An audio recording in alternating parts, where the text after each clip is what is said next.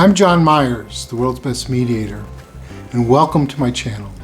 Today I'm going to talk about the election a bit and a better America for those who think we've just gone too far astray, off kilter, for those who believe we can be better in general and through our training, coaching, and mediation. This video is for you. Take a look on the other side.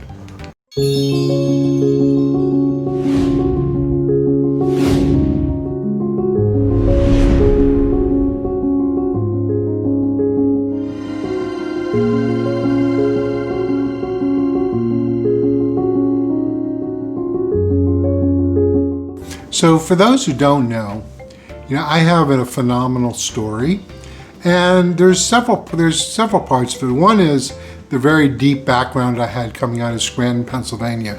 Scranton, the blocks are back to back, named after presidents. I had 4 grandparents back to back on Madison and Monroe Avenues. 2 grandmothers who lived over 100. First generation immigrant grandfathers, doctor and lawyer, just all this energy, this contained area in Scranton. Maury and Sandra Myers, my parents, they did a great job in my raising and all that kind of thing. And then, about 1996, circumstances beyond my control, I had a number of factors really come against me. First was entering a separation, ultimately a divorce from my late ex-wife. And let's just say some familial energy engendered by my younger brother and his wife, where they really came at me for unbeknown reasons, I guess I'd call them ludicrous reasons. And so all this energy came against me. And what I'm getting at is the combination of that initial intense upbringing and then the storm that came against me, and because it involved my kids, that lasted for decades, right? It pushed me, and did I mention, so divorce and separation, getting exposed to the U.S. legal system, where I had a father who was involved with civil rights. Now I saw our judicial system acting crazily in terms of divorce and separation, excoriating men more often, uplifting women, just really absurdity on some level.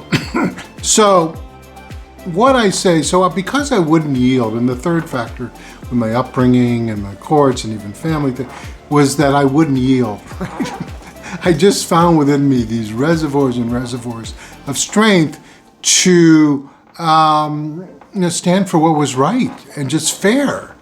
And so when you're put in a situation for 28 years, going on 29 years, it either makes you or breaks you. And because it was such, and I call it, I'll get into it in another case how absurd it was, but it was just because so much pressure was put on me and I couldn't yield. What happens is you develop agendas and constructively in my instance, and further, you just grow and change a lot as a person.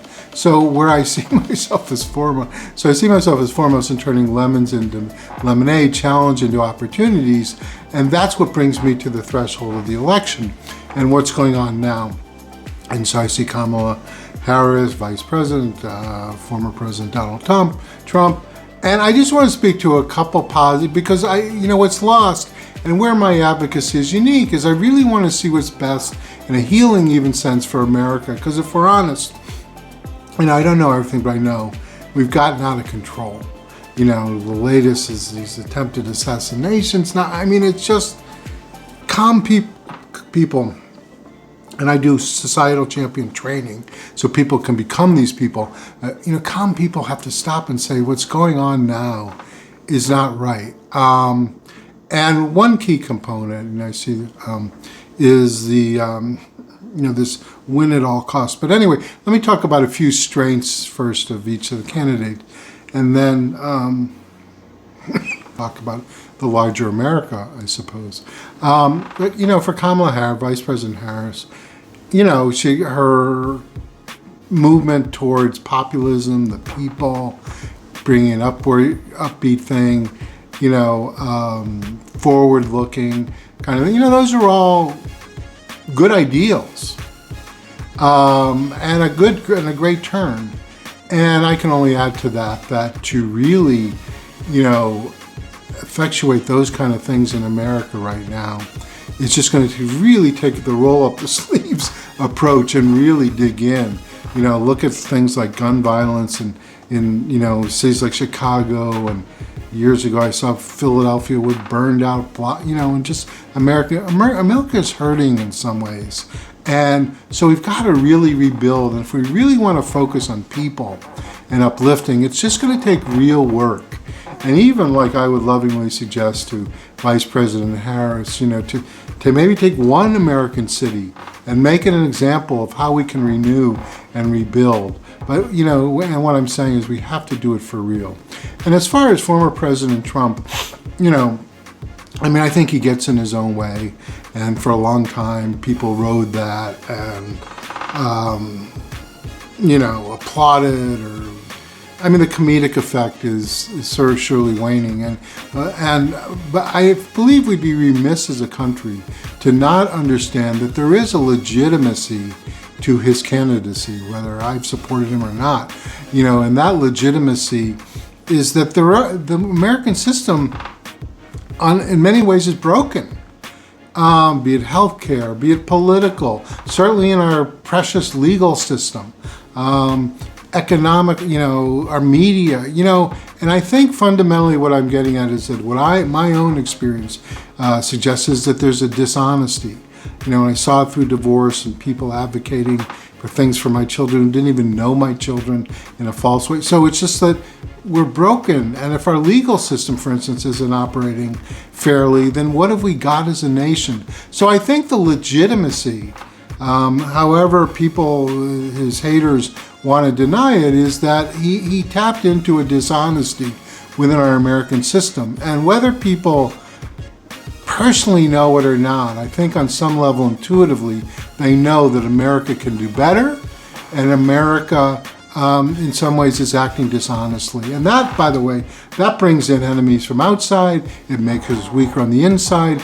The only way for America really to lead is to be honest and to stretch out to that Statue of Liberty type of ideals, liberty and justice for all.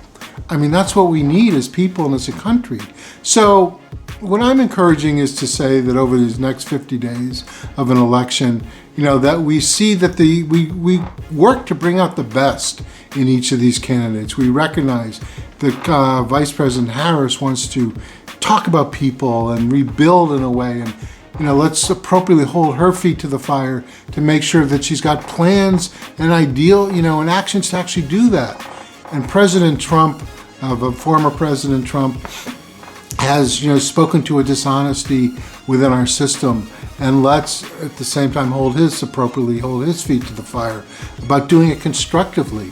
And maybe we can get the energy of both candidates out of the end of this, the realm of this, to get a better America, because that's my goal. We can't.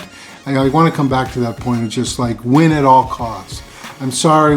To me, that's not sorry, but that's a broken mentality. We can't say the country's going to die if one or the other candidate doesn't get elected. That's an ideal we create in our minds, okay?